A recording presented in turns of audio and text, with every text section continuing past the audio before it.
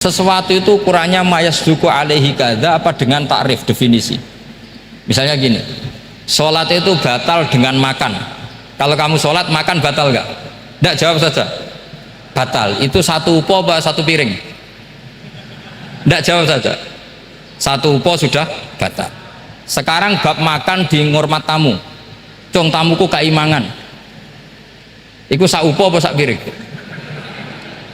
Nah ini kan tidak fair, di bab tamu makan satu piring tapi di bab sholat satu upo. Maka pertanyaannya, lalu penamaan sesuatu itu berdasar masodak mayasduku alaihi ismu kadza atau berdasar uruf?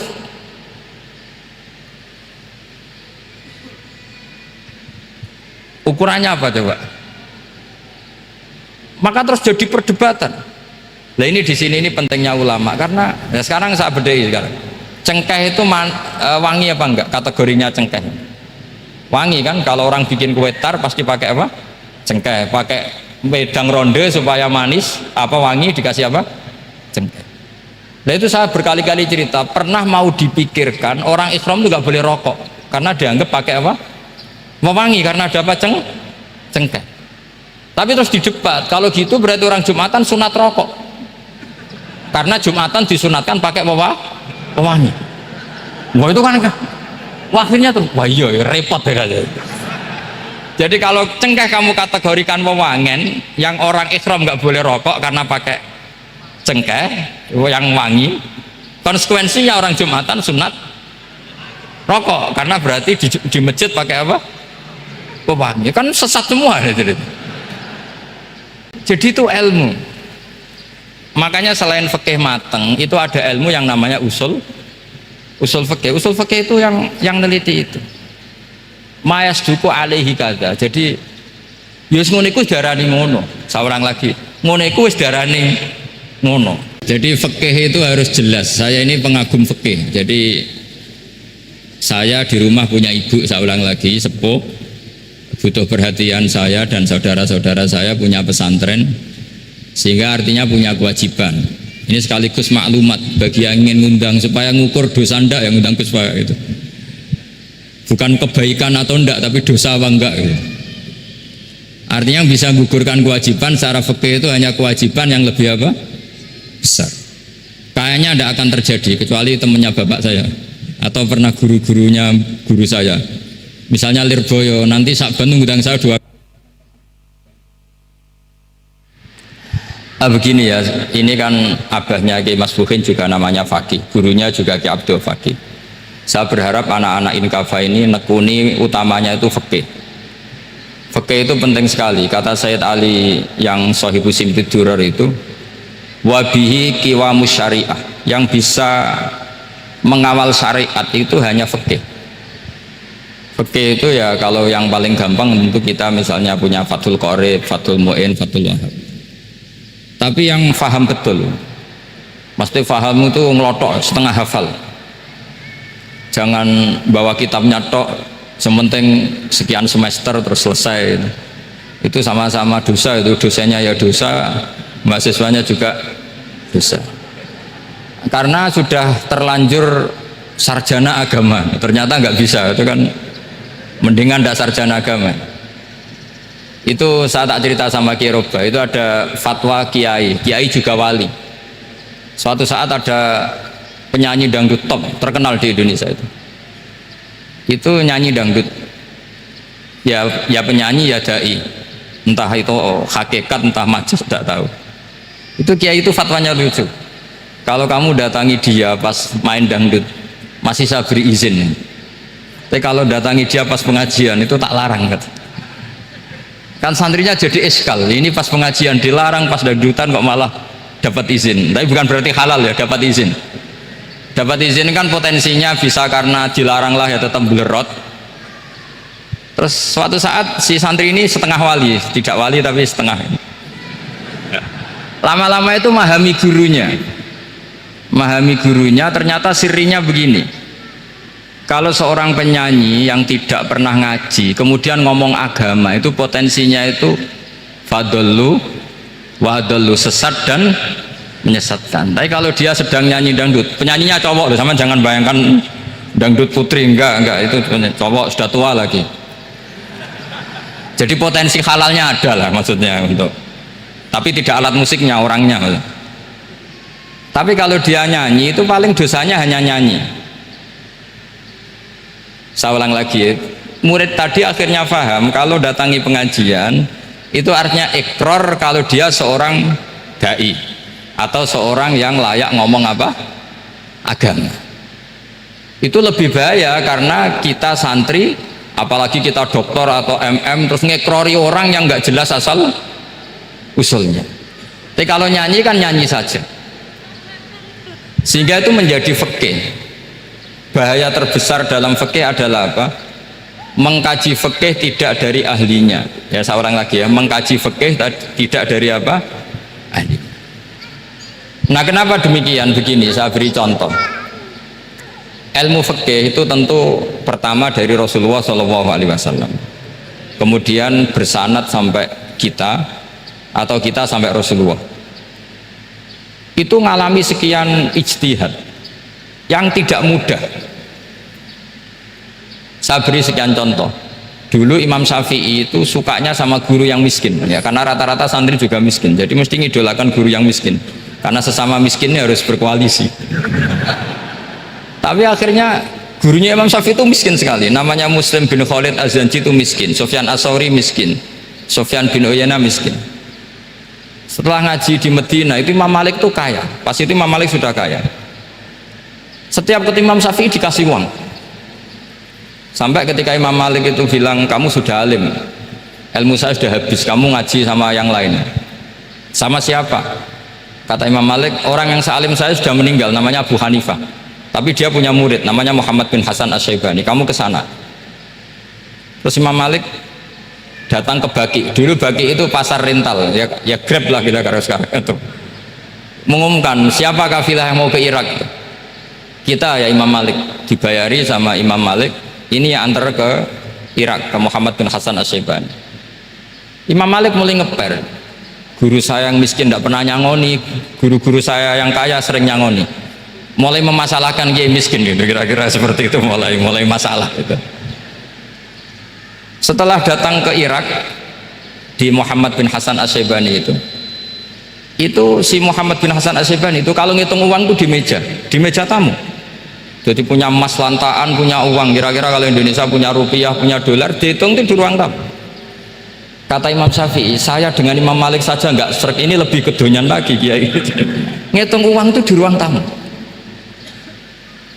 Terus akhirnya si Muhammad bin Hasan Asy-Syaibani ini ahlul usul, dia pakar usul. Kamu heran sama saya? Iya, kiai kok kedonyan, dia ngomong gitu. Tapi kata Muhammad bin Hasan Asy-Syaibani, kalau kiai tidak boleh kaya, itu tak kayak wong fasik, ben gue demenan, gue mabuk. Oh jangan, nanti dipakai maksiat. Penjenengan mawon kersane digetoan, berarti kiai oleh sugih, mun angsal-angsal. Semenjak itu jadi satu fikih bagi Imam Syafi'i. Ternyata kalau mengharamkan kiai sugih berarti membolehkan yang fasik sugih. Kalau yang fasik sugih bisa dipakai i'anah alal maksiat. Semenjak itu mindset pikiran Imam Syafi'i rubah. Saking rubahnya sampai beliau berpendapat orang bisa beli Alphard, kok beli carry itu haram. Bisa jadi bupati kayak Pak Roba, kok jadi RT haram. Pokoknya gitu. Bisa keren Kak Gus Bak, kok jadi orang pendengar haram. Pokoknya haram terus. Karena dalil beliau al-Islam ya'lu wala yula'ala. Coba sampean ridho misalnya jadi orang Gresik dipimpin orang yang nggak sholat, ridho ndak? Ndak. Atau sholat tapi nggak bisa ngaji, ridho ndak? Ketika yang bisa ngaji berpotensi jadi bubar, terus keterusan. Karena Imam Syafi'i keterusan, ya umatnya keterusan. Akhirnya orang-orang Syafi'i itu politikus rata-rata. Ya, makanya sampean jangan kaget sama Baroba. Kakak saya wakil bupati dulu, putranya Mbah Mun ada yang wakil apa? Gubernur. Dulu Gus Wahid ya menteri agama. Itu asal usul dari perubahan fikih, mindset, cara berpikir Imam siapa? Syafi'i. Jadi dulu itu fikih ditemukan itu jelimet, ada perdebatan. Itu tidak hanya pada level ulama, pada level Nabi pun ada perdebatan. Jadi jangan kira Nabi itu tidak debat, ya debat. Nabi itu asal seangkatan itu mesti debat, termasuk debat dengan malaikat. Jadi kalau perlu ya debat sama apa? Karena malaikat itu kan lugu itu gak iso mikir. Karena kalau malaikat iso mikir bisa jadi rektor. Nanti kasihan Pak Salam itu. Malaikat gak boleh jadi rektor. Malaikat Israel itu nggak tahu etika. Jadi beliau ketika mau membunuh, mencabut nyawanya Ibrahim, datang, ya Ibrahim, saya ini disuruh nyabut nyawa kamu. Kata Ibrahim, wah kamu itu pasti salah. Kamu tahu saya siapa? Saya ini Khalilur Rahman, kekasih Allah. Masa kekasih membunuh yang dikasih? Ini nggak benar, logika itu nggak benar. Pasti kamu salah. Karena Israel itu tidak bisa debat. Ketika ditanya, hal ra'aita khalilan yumitu khalilah, masa kekasih membunuh yang dikasih? Saya ini Khalilur Rahman, masa Allah mencintai saya kemudian membunuh saya? Itu logika agak bener. Enggak, keliru, kamu itu keliru. Israel akhirnya terbang lagi. Ya Allah, katanya logika saya ini salah, karena masa kekasih membunuh yang dikasih. Karena Israel nggak pernah sekolah, nggak bisa dia jawab. Akhirnya diajarin Allah. Ya kamu bilang gini ke Ibrahim, hal ra'aita khalilan yakrahu ayyalqa khalilah, masa kekasih tidak siap ketemu yang dikasih? Dibalik logikanya. Akhirnya datang lagi ke Israel, kata Allah begini, masa jenengan kekasihnya tidak siap ketemu yang kau kasih? Oh ya ya, oke, mati gak apa-apa. Jadi ilmu itu ngalamin perdebatan. Jadi saya datang murni karena Kiai Masbuhin, bukan karena MC. Itu dosa besar kalau saya datang karena MC. Karena saya punya kewajiban yang lebih besar. Jadi yang bisa mengalahkan adalah a'dzama minhu, yang super besar kira-kira. Karena jelas ada riwayat, inna min abaril birri silatar rojuli ahla wuddi abih. Ya, inna min abaril birri silatar rojul ahla wuddi abih. Di antara kebaikan yang sangat baik adalah seseorang menyambung teman bapaknya. Padahal sampean kan nggak mungkin teman bapak saya. Teman saya aja nggak mungkin, nggak level apalagi bapak saya kan. Jadi malah mohal itu. Jadi ilmu itu harus mengalami satu gesekan, karena logika itu bisa dibalik. Nah karena ilmu itu mengalami satu gesekan, satu logika yang bisa kayak iya kayak enggak, sehingga jargon di dunia ijtihad itu begini, ra'yuna shawabun yahtamilul khata' wa ra'yuka khata'un yahtamilus shawab. Pendapat saya benar tapi mungkin salah, tapi pendapat kamu taruhannya salah dulu tapi ya mungkin benar. Jadi mujtahid kalau ketemu mujtahid itu lucu ngomongnya, itu ra'yuna shawabun yahtamilul khata', pendapat saya tarifnya benar dulu tapi ya mungkin salah. Kalau pendapat kamu salah tapi ya mungkin benar, atau mungkin lebih salah, ya tidak tahu, pokoknya mungkin benar. Nah kenapa demikian? Begini, di luar masalah tauhid, seorang lagi di luar masalah tauhid itu tentu ada masalah-masalah yang sifatnya ijtihadiyah. Ya saya ulang lagi, yang sifatnya apa? Ijtihadiyah. Dan ijtihadiyah ini nggak pernah selesai, karena muqtadul hal, konteks kesejarahan maupun konteks kesempatan itu tidak sama. Dulu kiai-kiai itu ngaramkan dasi, ngaramkan celana, karena yang celananan yang dasinan itu penjajah, jika mantasabbaha biqaumin fahuwa minhu. Tapi lama-lama kiai-kiai itu ya pakai dasi, pakai celana, ya karena dianggap sudah tidak mantasabbaha biqaumin fahuwa minhu. Ini ngalami pergeseran. Semua ijtihad itu ngalami pergeseran. Lalu pertanyaannya begini, lalu ijtihad apa Gus yang permanen? Yang permanen ya ijtihad dengan alatul ijtihad, dengan alat-alat apa? Ijtihad. Saya beri contoh misalnya begini, Nabi Musa itu yang ngalami ijtihad. Kata beliau karena kangen Allah, itu ingin melihat Allah karena kangen. Rabbi arini anzur ilai, qala lan tarani walakin anzur ilal jabal. Ya sudah, namanya orang kangen ya ingin melihat, ya sudah gitu aja. Sehingga ahli ilmu kalam itu berdebat. Kalau kata ahli sunnah, karena Nabi Musa minta ingin melihat Allah, berarti melihat Allah itu jaiz, mungkin. Karena Nabi nggak boleh bodoh meminta sesuatu yang hal. Maka antipatinya ahli sunnah terhadap pendapat Mu'tazilah itu antipati. Karena menurut pendapat Mu'tazilah Allah itu qadim, Allah itu laisa kamislihi syai'un, sehingga nggak bisa dilihat.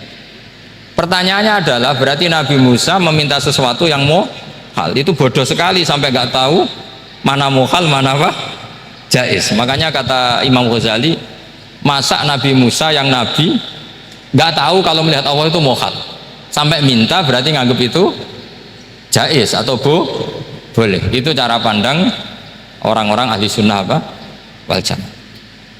Tapi tetap saja sebagian ulama itu ya balelo, yang kayak Mu'tazilah itu ya balelo, cara berpikir pokoknya itu karena kangen, bukan karena mungkin atau tidak mungkin. Jadi nggak mungkinnya tetap tidak mungkin. Terus mereka dalil la tudrikul absar wa huwa yudrikul absar. Nah, sudut pandang ini akan terus. Ada seorang wali ditanya, kalau kamu di surga ingin melihat Allah apa enggak? Jawabannya enggak. Kenapa ya? Kasihan Allah. Terus kenapa ya? Unazzihu dzalikal jamala an nadhari misli. Saya tidak ridho Allah yang hebat, yang keren, kemudian sing delok terima aku wong gresik. Koyo gak ngergani pangeran. Sebenarnya sing delok Allah ben golongane Nabi Muhammad, Nabi Ibrahim, kowe ra usah ngilangi keren maksudnya itu. Jadi ada ulama itu jadi wali kalau sholat itu karena di soft belakang, tapi jangan ditiru. Itu kan nggak lazim ya, lazimnya kan afdhalus sufuf as-saful awal. Ketika ditanya kenapa kamu kalau sholat di belakang, cek GR koyok wani suwan pangeran gue ngarep, aku sungkan berarti gue gurih. Kalau sampean kan karena males bukan karena sungkan. Jadi itu artinya rasa ya. Makanya nggak bisa, nggak ada ijtihad itu tidak mungkin karena perasaannya orang itu beda-beda. Itu Sayyid Abdul Al-Haddad itu kalau ngendikan masyhur, man da'a li dzalimin bil baqa faqad ahabba yu'sawwa fi ardi. Orang yang mendoakan orang fasik masih hidup, gak mati-mati, itu berarti suka kalau Allah dimaksiati di buminya. Wong fasik kelakuannya rak maksiat, nah mbok dongakno mari. Itu berarti kamu ingin Allah didurakani terus menerus karena si fasik masih hidup. Tapi kalau Abdul Hasan As-Sadili cara ngendikan gini, kalimatnya persis. Man ahabba alla yu'sawwahu fi ardi faqad ahabba alla tadhhara maghfiratuh. Orang yang ingin dunia ini steril gak ada maksiat, maka sama saja berkeinginan tidak melihat luasnya maghfirahnya Allah. Sama-sama wali besar, tapi cara pandang hubungannya dengan Allah seperti itu. Jadi mau tidak mau, istihad itu mau tidak mau. Makanya tidak usah dipertentangkan misalnya cara berpakaian, cara apa, yang penting sesuai aturan Islam ya sudah. Karena ini urusan rasa. Urusan apa? Rasa. Itu Syekh Hasan Basri itu sering jagongan sama Robiah Adawiyah. Itu secara fikih salah. Tapi pas itu ulama fikih ditanya, kenapa Anda tidak komentar terhadap dua wali besar yang sering ketemu? Andai kan semua santri seperti itu akan saya halalkan, kata. Karena nggak mungkin punya nafsu. Sehingga fikih dulu memang masih asli. Kamu lihat di takrib misalnya, lelaki melihat perempuan itu nggak boleh kecuali sekian alasan. Termasuk boleh itu ditaklim karena mengajar, atau lil muamalah. Ini yang mulai masalah. Ada warung kopi, penjaganya cantik, santri-santri ngopi, ini lil muamalah katanya. kan kasus itu. Mau disalahkan pada takbirnya, mau dibenarkan ini jelas fasik kan, jelas fasik. Maksudnya sudah fasik sebelum itu ditambah itu, jadi fasiknya permanen. Nah pertanyaannya adalah, kalau kamu ngajar mbak-mbak kemudian hafal yang cantik yang enggak, itu taklim lin nazar apa nazar di taklim? Itu taklim apa modus? Makanya kalau ngopi cari bakul yang cantik, itu muamalah untuk nazar apa nazar untuk muamalah? Loh, kalau saya ngopi dengan kiroba pasti halal. Karena begini, berjalan saja bareng capek, nggak tahu itu warungnya siapa, terus berhenti ngopi, kebetulan bakulnya cantik. Nah itu mungkin halal karena kan saya tidak milih-milih, ingin ngopi kebetulan bakulnya cantik. Kalau kamu kan nggak apal daftarnya, wah itu mesti haram itu mesti haram itu. Karena berarti kan kamu menjadikan ngopi ini modus. Gue jagani nak takok pangeran. Lo kok nazar? Muamalah Gusti, muamalah. Itu mesti modus. Maka fikih itu harus dikawal oleh tasawuf. Kalau ndak, semua hukum fikih bisa diakalin. Makanya Imam Bukhari punya satu bab namanya Kitabul Khiyal. Bab mengkhilaf fikih. Beliau itu antinya sama Abu Hanifah itu luar biasa. Nggak ada ulama dibenci Imam Bukhari kayak Abu Hanifah. Masyhur itu. Untungnya beliau nggak menangi Abu Hanifah. Kalau menangi geger terus ya. Bisa bahsul masail terus ya. Itu Abu Hanifah itu ulama yang suka khilah. Khilah itu ngerekayasa hukum. Misalnya begini, saya ini puasa agak lemes, ujian agak lemes, apalagi kiai serapati di duit santri beling-beling lemes ya. Apa mangan ini kan, poso-poso kok mangan kan gak keren. Supaya saya bisa makan dan halal, saya bisa ngajak Kiai Robai ya jalan-jalan. Jalan-jalan nyari yang jarak 2 marhalah. Ya sudah. Terus bisa makan. Kalau ditanya Allah kok makan? Musafir. Jadi bolehkah insya'us safar menciptakan pergi demi untuk supaya boleh iftar? Boleh enggak cara jenengan? Coba kok enggak boleh alasannya apa? Kan pergi. Perginya juga enggak maksiat. Itu khilaf. Tapi Sayyid Muhammad, Abu Ya Sayyid Muhammad, Muhammad bin Alawi, Sayyid Muhammad itu membela Abu Hanifah, artinya membela jangan semua khilaf itu diharamkan. Karena itu cara, saya ulang lagi, karena itu cara untuk mengawal bahwa hukum Allah itu luas. Karena kalau nggak ada khilaf itu ya kita kesulitan. Kita kesulitan. Misalnya begini, ini penjelasannya, makanya kita harus sering mendengar. Saya itu dulu masih sangat fikih itu protes, kenapa ada poluan polisi wanita? Itu kan pekerjaan cowok ya, pekerjaan pria. Tapi setelah mendapat penjelasan dari polisi itu alasannya masuk akal, Gus. Kadang-kadang orang nakal itu menyembunyikan narkoba itu di alat wanitanya. Itu kalau semua lelaki polisi kayak jenengan masalah itu. Sehingga memang harus ada polisi wanita karena sebagian pengedar narkoba itu perempuan dan menyembunyikannya di tempat itu. Kalau semua polisi cowok kan nggak kebayang. Sehingga kita akhirnya mendengar membolehkan polisi itu wanita. Ada wilayah yang harus wanita. Begitu juga ada pertanyaan, kenapa sih dokter kandungan itu cowok? Saya punya banyak santri yang muhibin saya itu dokter kandungan. Tak tanya, kamu itu kok cowok kok jadi dokter kandungan, kan pekerjaannya seperti itu. Dia jawabnya lucu, dari 10 yang tes jadi dokter kandungan itu yang cewek itu lulus 2, yang cowok lulus semua. Karena ketika cewek dites melihat ketuban pecah darah itu langsung pingsan. Sehingga yang secara psikologi dablek itu kan memang lelaki. Jadi serah wongnya sewakit santai. Kadang nggak lahir-lahir cinta ini nang jopo rokokane santai. Itu kalau cewek yang jadi dokter kandungan itu nunggu jam 11, jam 4 sudah pingsan. Nah ini cerita, bukan berarti saya menghalalkan, enggak. Kita harus mendengar, saya ulang lagi, kita harus apa? Dan itu setelah mendengar itu nanti jadi disiplin ilmu, yaitu namanya fikih.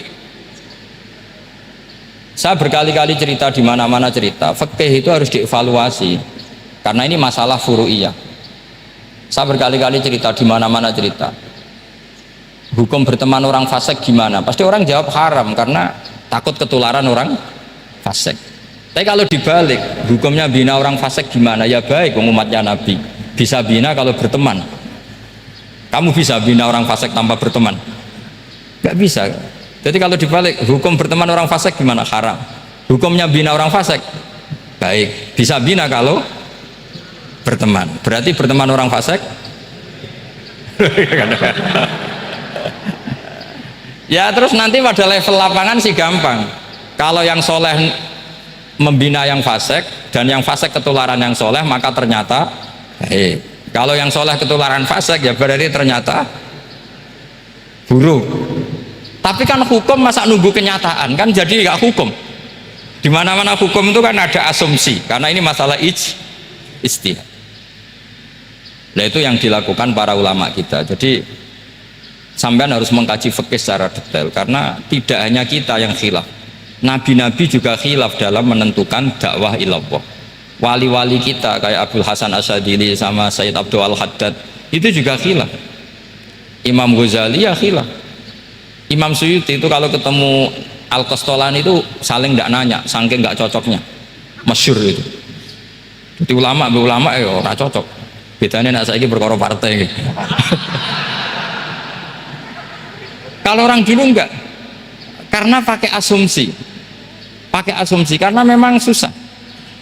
Nggak misalnya memang tak bedai, tak beri yang nggak misalnya ada orang rukuk kemudian ngentut, itu sholatnya batal apa enggak? Enggak, jawab saja. Enggak, orang sholat kemudian pas rukuk kentut atau kelihatan auratnya, sholatnya batal apa enggak? Batal. Lah itu keliru nih sampean, itu salah dosennya mesti itu. Pertanyaannya gini, yang dikatakan sholat itu kan aqwalun wa af'alun muftatahatun bitakbir muftatamatun bitaslim. Lalu ketika sampai rukuk apa sudah namanya sholat jika kamu katakan batal? Namanya sholat aja belum kok sudah kamu katakan batal itu.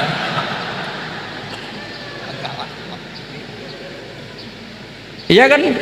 Jadi kalau aku mau sholat pas rukuk ngetut batal atau ora? Mestinya jawaban yang benar, ya ora sholat jadinya gitu. Karena kalau dikatakan sholat definisinya harus sampai salah. Tapi kan kita nggak mungkin ngomong seperti itu, kan dianggap majnun. Padahal itu yang benar, yang punya kecerdasan. Nah makanya pertanyaannya, fikih itu ngikuti bahasa awam apa bahasa istilah? Kalau ngikuti bahasa awam ya kayak tadi, sholat kok pas rukuk kentut maka batal. Sebenarnya yang batal itu sholatnya apa rukuknya? Nah makanya terjadi perdebatan. Kalau yang pakar-pakar usuli itu salah istilah itu nggak mau. Saya ulang lagi, kalau pakar-pakar usuli itu salah istilah itu nggak mau. Terus misalnya tak beri contoh lagi. Kalau imam itu sudah salam pertama itu yang rukun kan salam pertama. Berarti setelah salam pertama imam sudah keluar dari sholat apa belum? Sudah kan? Yakin? Ya, sudah. Sekarang sama tak bedai. Lalu makmum itu kesunatan langsung berdiri apa nunggu imam salam kedua? Enggak, jawab satu. Nunggu salam kedua kan? Itu kriminalnya sampai anda nafsu itu. Kriminalnya begini, berarti anda membolehkan makmum bergantung sama orang yang sudah tidak sholat. Kata kamu setelah salam pertama dia sudah tidak sholat, berarti kamu menginstruksikan makmum berhubungan dengan orang yang sudah tidak sholat karena sudah keluar dari sholat ketika salam pertama. Kalau kamu didebat gitu gimana jawabnya? Pusing kan? Berarti robtul makmum bisolatiman sing wis laisa fi sholatin, berarti menggantungkan sholat sama orang yang sebetulnya sudah tidak sholat. Ada yang jawab, sebagian ulama fikih tetap disunatkan menunggu salam kedua karena salam kedua itu masih paket meskipun tidak rukun, dia paketnya selesai. Tapi selalu pertanyaannya gini, lalu setelah salam pertama itu imam masih sholat gak? Udah sama pernah dijawab toh? Nah ini pentingnya bodoh gak mikir. Jadi makanya bodoh itu barokah karena gak mikir. Jadi supaya Rabbana ma khalaqta hadza apa? Batila. Sing bodoh ya barokah, sing pinter ya barokah. Secara barokah itu maksiat. Serana barokah blas. Maka kan fikih itu seperti itu. Jadi ada disiplin, di situ ada disiplin ilmu. Yang kadang kita tidak cocok. Makanya Imam Syafi'i sendiri ngendikan, kadang beliau dengan gurunya, dengan Imam Malik sampai ngarang ikhtilafu Malik. Beliau punya data yang beliau itu sedang nggak sama dengan gurunya, yaitu Imam siapa? Malik. Karena mindsetnya itu beda. Tidak sampai misalnya saya tanya, sholat itu harus menghadap kemana? Tidak, jawab saja. Kiblat kan? Ukurannya apa coba? Namanya madhep. Wajah apa dada? Imam Syafi'i milihnya dada. Sekarang praktekkan dalam dialog keseharian.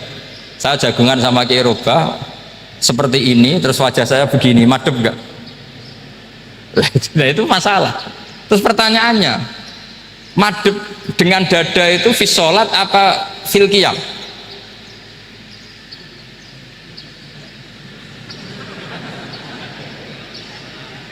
Loh enggak, kalau fi sholat pas sujud dada kamu madep mana coba?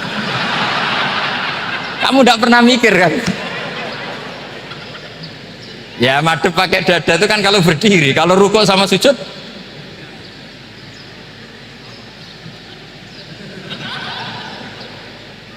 loh itu ulama itu jelimet gitu. Makanya jarang yang menekuni profesi ulama itu. Karena menekuni proposal banyak, karena memang susah. Jadi ulama itu orang yang cara berpikir sudah aneh. Sehingga mereka detail. Maksudnya menghadap itu apa ukurannya?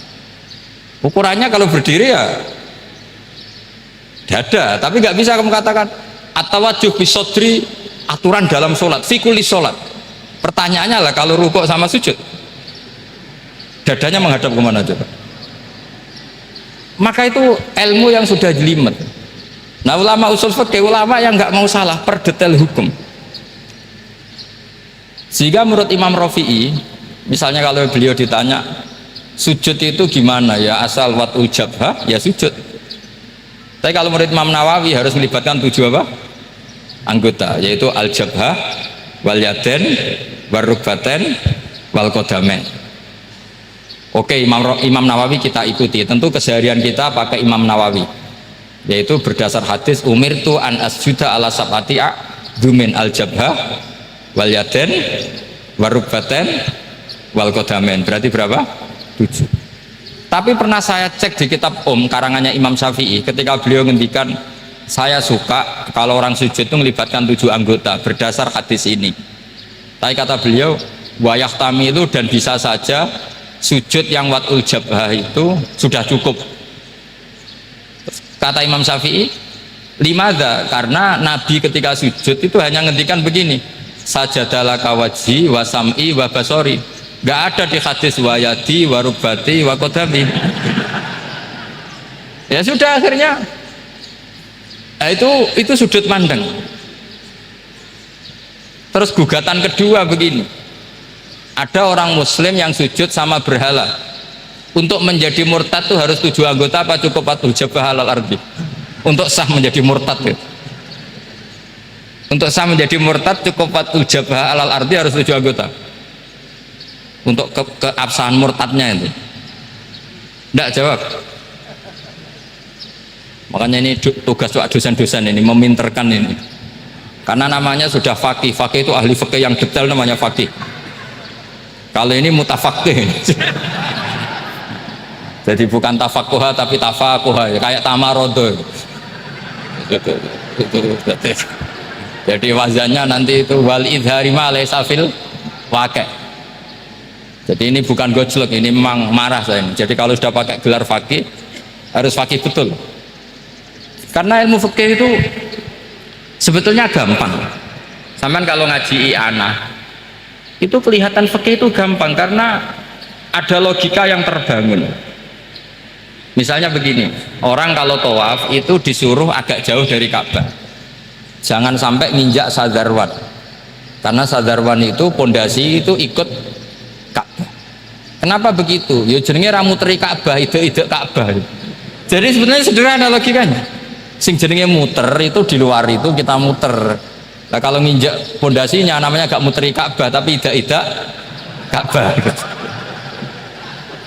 Ya jadi sederhana, sebetulnya ya masuk akal. Jadi fikih itu nggak ada yang iskal, sebetulnya masuk akal. Tapi karena kita nekuni itu tidak serius, maka terus jadi paradok. Saya beri contoh lagi, ini sebagai penghormatan saya sama Ki Mas Bukin, karena ini sudah namanya fakih. Kalau ada ayam jago ditabrak truk terus kejet-kejet, andai kan dibiarkan pun mesti mati karena gerakannya sudah harokatul matbuh. Terus kamu sembelih, itu halal apa enggak? Enggak jawab, ayam jago loh. Kalau kamu katakan halal, dia sudah tidak punya hayatun mustaqirrah, kehidupan yang permanen. Andai kan kamu biarkan pun 1 menit lagi meninggal. Kejet-kejet kan mau prosedur saja, maksudnya pantasnya mati yo kejet-kejet sih, tapi sebetulnya sudah pasti mati. Maka ini ada 2 ulama. Kalau kata Imam Malik, tetap namanya halal karena ruhnya masih di situ, sehingga ketika kita nyembelih ya nyembelih hewan yang hidup. Yang namanya nyembelih itu pokoknya mematikan yang punya ruh, sementara saat itu rohnya masih di situ, meskipun 1 menit lagi pasti mati. Tapi kalau mazhab Syafi'i enggak, ini sudah harokatul madbuh, tidak punya hayatun mustaqir. Sehingga dalam perdebatan ulama fikih itu lucu, kadang ya gampang mangkel nol. Misalnya begini, kalau ada anak lahir tidak ada amaratul hayat, nggak nangis, nggak bernafas, sunat disolati apa enggak? Siktun sing layas tahillu walayas, langsung lahir langsung mati, nggak ada amaratul hayat. Rata mikir tuh. Itu tidak wajib disolati. Alasannya ya kan memang sholat alal mayit kan tidak pernah hidup. Di mana-mana mayit itu setelah hidup mati, ini kan tidak pernah hidup. Namanya ya qit'atul lahmin, ya potongan daging itu aja. Jadi kadang fikih diwaca tenan jebule mangkel no. Terus ketika di kitab Minhajut Thalibin itu, kalau kamu keluar mani itu wajib mandi enggak? Wajib kan? Kalau keluar mani inzal itu kan wajib mandi.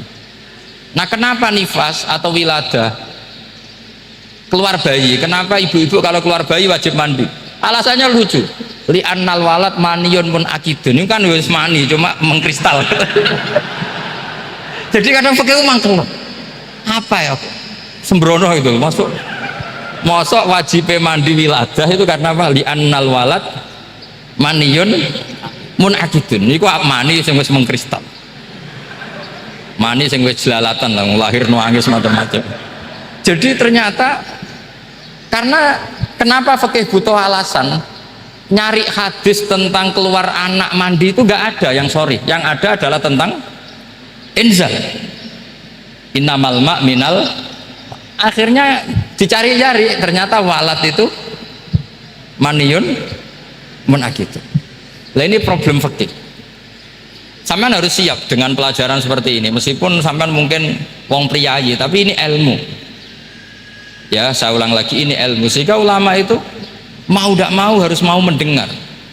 Karena logika yang terbangun itu nunggu kalau mendengar, kayak tadi. Malaikat Israel baru sadar, masa kekasih bunuh yang dikasih. Masuk akal. Iso mikir juga Israel. Kalau sama sampean sih nggak nerima, tetap selonang-selonang, ini masalah Ibrahim Khalilur Rahman. Sehingga kita di alasan fikih itu harus kita dengar. Saya dulu itu, saya sampai sekarang itu sama, kalau bayi lahir masuk sudah berbentuk bayi, saya sendiri berpendapat sebaiknya disolatin kalau sudah berbentuk apa? Bayi, meskipun tidak apa? Tidak nangis, tidak ada amaratul hayat. Kan yang digugurkan itu wajibnya, bukan masalah boleh dan tidak. Itu banyaklah perdebatan ulama di bab itu. Saya beri contoh lagi perdebatan ulama. Ini contoh-contoh fikih karena ini khusus penghormatan status fakih tadi. Itu kalau ada orang mati jenazah itu. Jenazah itu kalau sholat, itu kan umumnya jenazah di depan, kita nyolati di belakang. Itu yang mengatakan begitu ya tidak punya alasan, ya taunya mulai dulu begitu, di mana-mana nyolati jenazah, jenazahnya di depan. Tapi di kitab Makhali jelas diterangkan, kata kaul sa'ani tidak wajib. Alasannya lucu, fa innal janazah laisat bi imamin. Jenazah itu tidak imam, kenapa harus di depan? Kan kacau kan. Lu coba alasannya di depan apa? Dia ada imam kok. Nah barokahnya fikih itu, sehingga kita melihat di Arab Saudi sekarang itu jenazah kan di belakang, tapi kita tetap nyolati apa? Mayit. Kalau di Arab Saudi musim haji itu jenazahnya di kamar mayit, tapi kita nyolati. Itu satu-satunya takbir ya tadi, fa innal janazah laisat bimanzilatil imam. Tapi jangan praktekkan, nanti dia kepaliran sesat tuh. Saya hanya cerita ilmu, jangan dipraktekkan. Kalau dipraktekkan pasti jadi aliran sesat. Mono jenazah ning mburi imame kok ngarep aliran sesat. Sebetulnya bukan sesat gitu. Uji coba fikih. Ya karena tadi fa innal janazah laisat bimanzilatil. Bukti lagi kalau sampean sholat ghaib.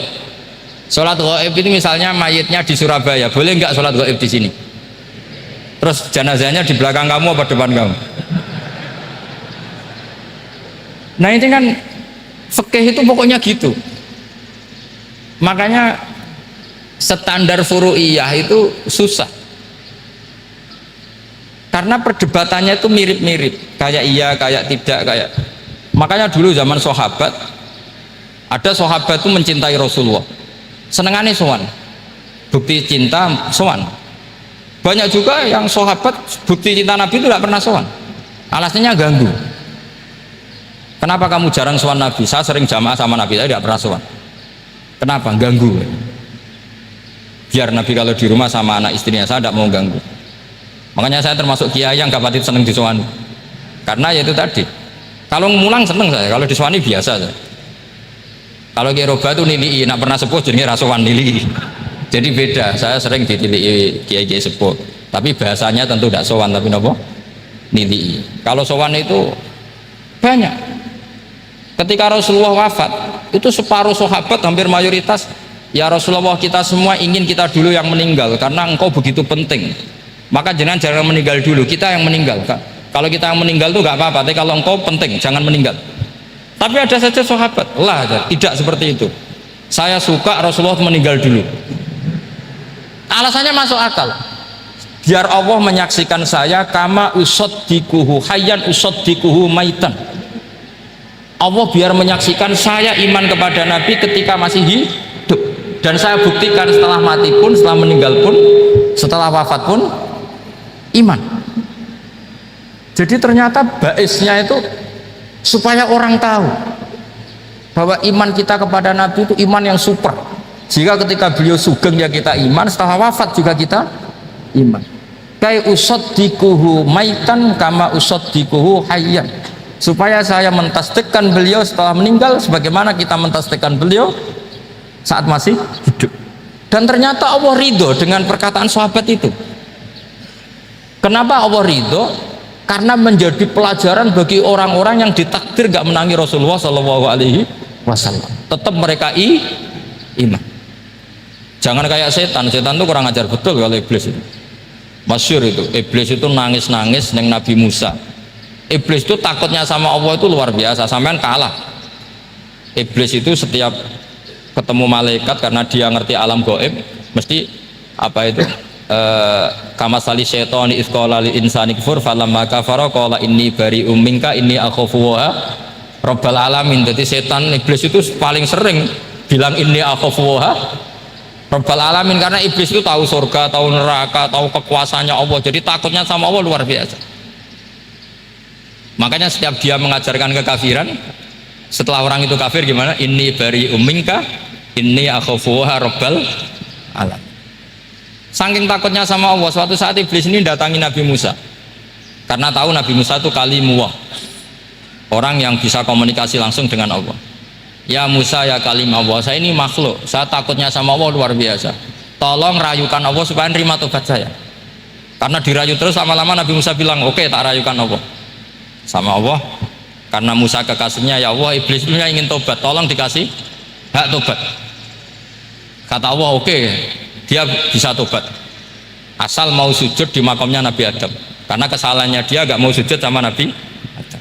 Semenang Nabi Musa karena ada cara untuk iblis menjadi tobat. Dikasih tahu sama Nabi Musa, alhamdulillah kamu diterima tobatnya. Syaratnya apa? Sujud ke kuburannya Nabi Adam. Wah iblis ya tau aslinya terus asjuduhu maitan wa qad la asjuduhu hayyan. Oh zaman urip aku ora gelem, pomene wis mati. Oh dasar setan itu. Zaman urip aku ora gelem, wis mati mbok kon sujud. Kumat maksudnya terus ya sudah terus sampai sekarang akhirnya. Kalau sekarang sudah tidak mungkin lagi karena nggak ada Nabi Musa. Jadi ijtihadnya sahabat melihat wafatnya Rasulullah itu beda-beda, dan ternyata semuanya diridhoni Allah. Karena ternyata yang suka Nabi wafat dulu adalah ingin supaya umat Islam tetap mencintai beliau, iman sama beliau, tasdik sama beliau, sebagaimana tasdik zaman sugeng. Makanya kita harus mencintai guru-guru kita. Uhibbuhu maitan kama uhibbuhu hayyan. Saya sampai sekarang itu ya merasa Mbah Mun itu tidak meninggal. Saya masih merasa kalau bapak saya tidak meninggal, karena kita mencintai beliau-beliau ketika hidup dan ketika wafat itu sah. Karena beliau-beliau sama kita juga seperti itu. Rasulullah itu ketika mendekati wafat, ya bahasa halusnya intaqala ila rafiqil a'la, itu Nabi kalau ngendikan tuh rileks sekali. Hayati khairun lakum wa wafati khairun lakum. Cung aku nak uripku ya apik, engko nak aku wis kapundhut ya apik. Fa amma hayati fali asunna lakum asunan. Sebagian riwayat fa innakum tuhadditsuna anni wa uhadditsu ankum. Kalau saya masih hidup, saya bisa mengajarkan kamu sunnah, mengajarkan kamu tradisi-tradisi yang benar.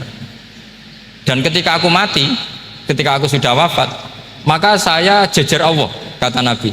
Saya berdampingan dengan Allah, maksudnya dekat Allah. Tentu bila kaifin walan hisor. Terus sudah fa inna amalakum, amal-amal kamu diperlihatkan ke saya. Berhubung saya sudah dekat Allah, kalau amal kamu baik, saya muji Allah. Kalau amal kamu buruk, saya langsung mintakan ampun kepada Allah. Jadi Nabi rileks sekali. Artinya saya hidup bagus karena bisa mengajarkan kamu as-sunan wa syara'i'.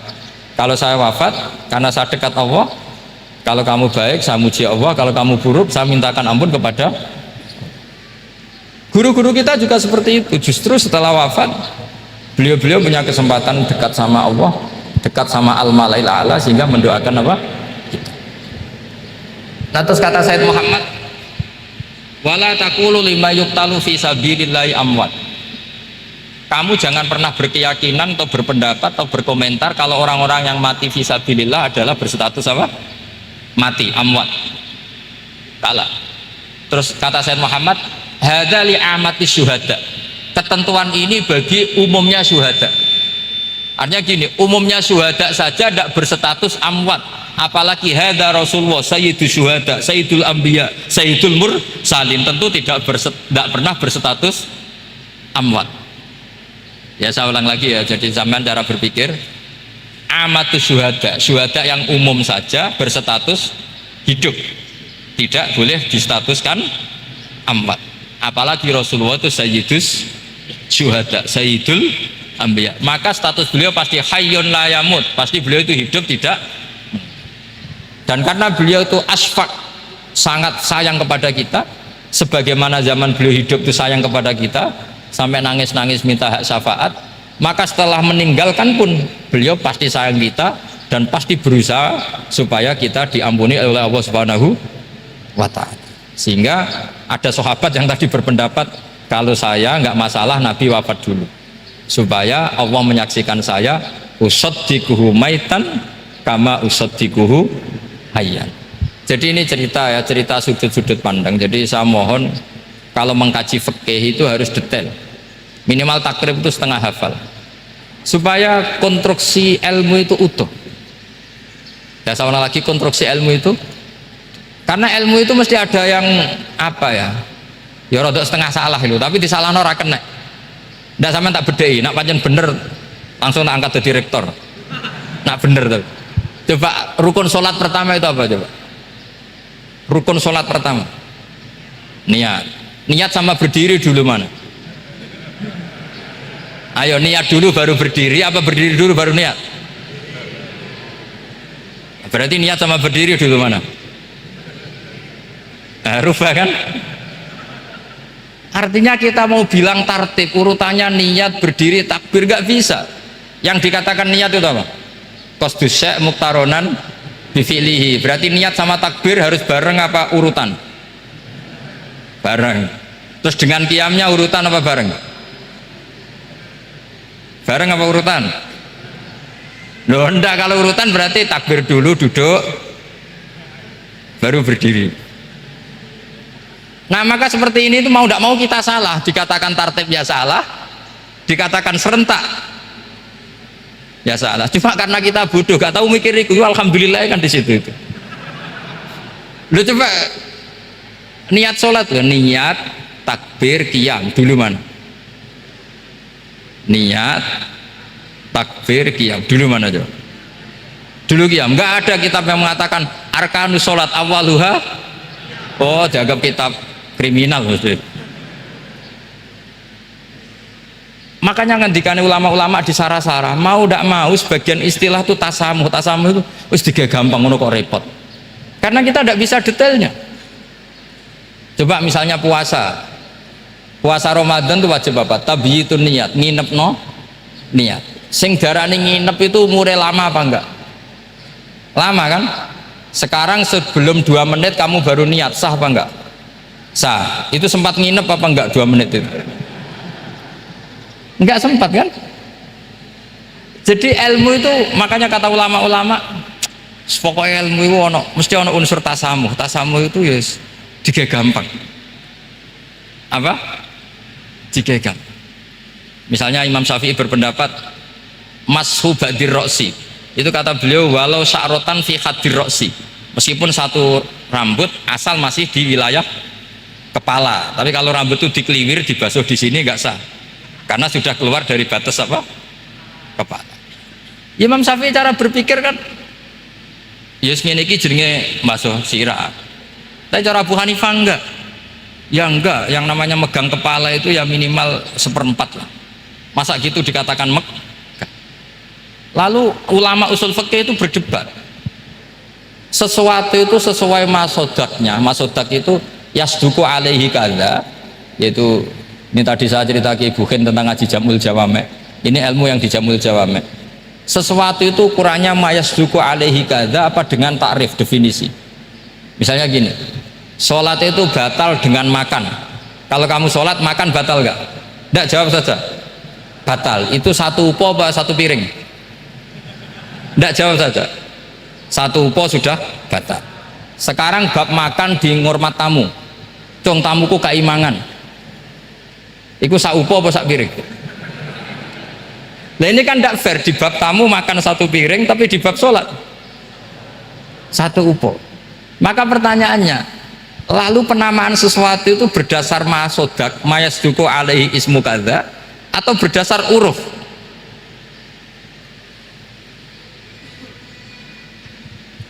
Ukurannya apa coba? Maka terus jadi perdebatan. Nah ini di sini ini pentingnya ulama, karena ya sekarang saya bedai sekarang. Cengkeh itu wangi apa enggak? Kategorinya cengkeh. Wangi kan, kalau orang bikin kue tar pasti pakai apa? Cengkeh. Pakai wedang ronde supaya manis, apa wangi dikasih apa? Cengkeh. Nah itu saya berkali-kali cerita, pernah mau dipikirkan orang Islam itu nggak boleh rokok karena dianggap pakai apa? Mewangi karena ada apa? Cengkeh. Tapi terus didebat, kalau gitu berarti orang Jumatan sunat rokok karena Jumatan disunatkan pakai pewangi. Wah itu kan akhirnya tuh, wah iya repot ya kan. Jadi kalau cengkeh kamu kategorikan pewangen, yang orang Islam nggak boleh rokok karena pakai cengkeh yang wangi, konsekuensinya orang Jumatan sunat rokok karena berarti di masjid pakai apa? Pewangi. Kan sesat semua gitu. Jadi itu ilmu. Makanya selain fikih mateng itu ada ilmu yang namanya usul fikih. Usul fikih itu yang neliti itu. Mayasduku alaihi kadza. Jadi yus ngono iku darani ngono. Saurang lagi.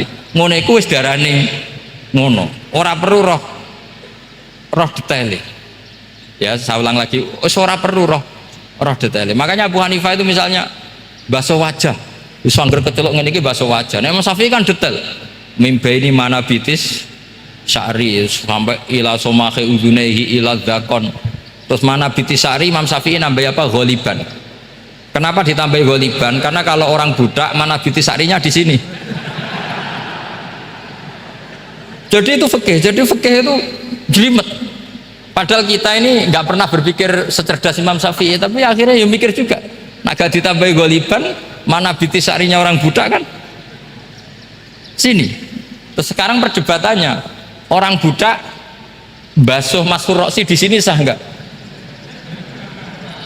Karena tadi itu wajah apa kepala gitu.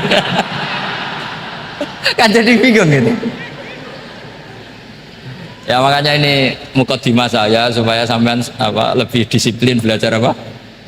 Fikih, dan setidaknya didiskusikan lah kitab-kitab Minhajut Thalibin atau kitab-kitab Mahali, karena di situ nanti ada perdebatan Dan perdebatannya itu indah sekali kayak tadi. Ada yang mengatakan jenazah harus di depan, tentu dalam kondisi normal. Kita ingin jenazah itu di depan. Tapi ada kondisi itu tidak normal kayak di Masjid Haram.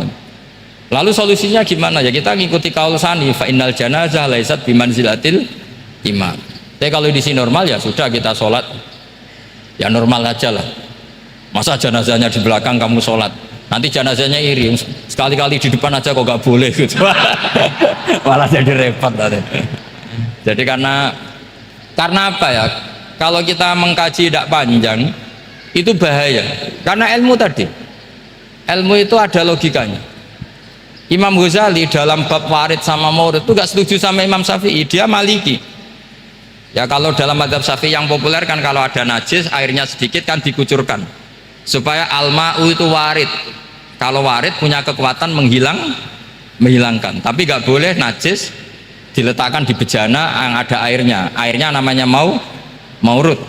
Tapi Imam Ghazali dalam hal itu ngikuti Imam Malik, gak ada bedanya warid sama maurud. Karena logika Imam Ghazali gini, misalnya ini ada najis ya mik ini ada najis di sini atau sarong lah, contoh paling gampang kan sarong, ini sarong najisnya di sini, kamu kucuri.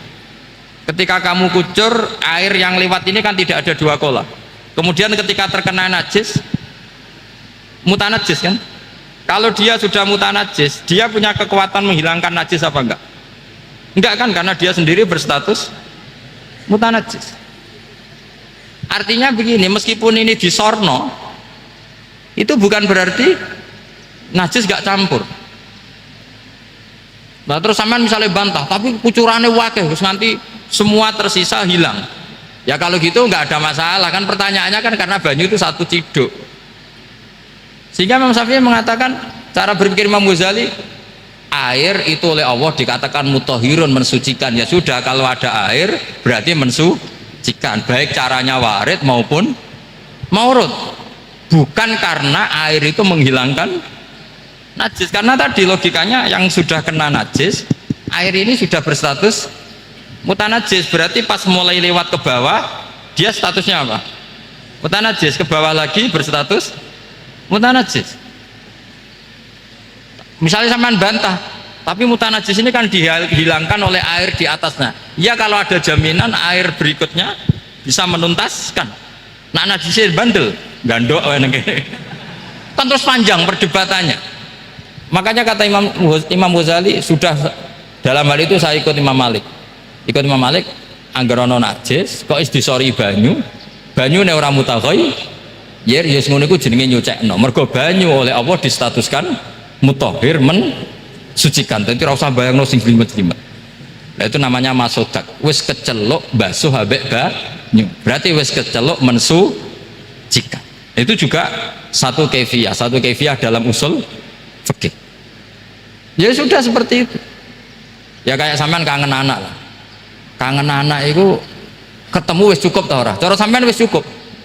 Tapi cara anake sampean ketemu tok ra nyangoni. Nah. Lalu ukurannya itu ukuran anak apa ukuran orang tua? Ukuran anak apa ukuran orang tua? Definisi ketemu lalu. Ukuran orang tua apa ukuran anak? Sama khilafnya ulama, ini terakhir, contoh terakhir dari saya. Fasyamu salasati ayyamin fil haji wa sab'atin idza raja'tum. Ada pelanggaran haji yang bayarnya itu puasa 3 hari di musim haji dan 7 hari ketika pulang. Imam Syafi'i berpendapat 7 hari yang idza raja'tum ketika pulang itu orang itu setelah di rumah. Di mana-mana pulang itu setelah di rumah. Tapi menurut Abu Hanifah enggak. Asal sudah balik kanan dari Mekah, dia di perjalanan puasa sudah sah. Karena bagi penduduk Mekah, kalau kamu sudah balik kanan namanya pulang. Seperti ini saya nanti, setelah acara saya pulang. Pasti Kiai Roba kalau ditanya, Gus Bak kemana? Sudah pulang. Tapi tanyakan istri saya. Jadi orang sini kalau saya sudah pamit, sampean bilang saya pulang enggak? Gus Bak kemana? Sudah pulang. Tapi tanyakan istri saya. Belum pulang. Lalu ukurannya ini jenengan apa istri saya? Mau nggak mau harus, karena Allah hanya ngertiin wasab'atin idza raja'tum, dan 7 hari ketika kamu sudah pulang. Ukurannya siapa coba? ukurannya penduduk Mekah apa keluarganya? Kalau ukurannya penduduk Mekah, asal orang haji sudah cabut ya disebut pulang. Tapi kalau ukurannya keluarga, asal belum sampai rumah belum disebut pulang. Itu seperti kita dulu ketika era wesel, zaman Ki Mas Buken, Ki Roba Mondok, saya kan era wesel. Angger wong tua sebar ngeposno, anakku wis tak kirimi kan gitu. Wong wis diposno. Tapi masih 3 hari. Jari anaknya durung dikirimi. Bener mana tuh? Ya kira-kira seperti itulah usul fikih. Saya mohon anak-anak Inkafa ini mengkaji itu. Dengan status fakih itu orang yang mutafannin, mutabakhir fil fikih. Itu baru disebut apa? Fakih. Kalau enggak namanya apa? Mutafakih. Jadi bukan fakih tapi berpura-pura apa? Berpura-pura ahli fikih. Ya, tentu sekolah ini bukan diciptakan untuk yang berpura-pura fikih, tapi memang benar-benar apa? Fakih. Ya saya kira demikian.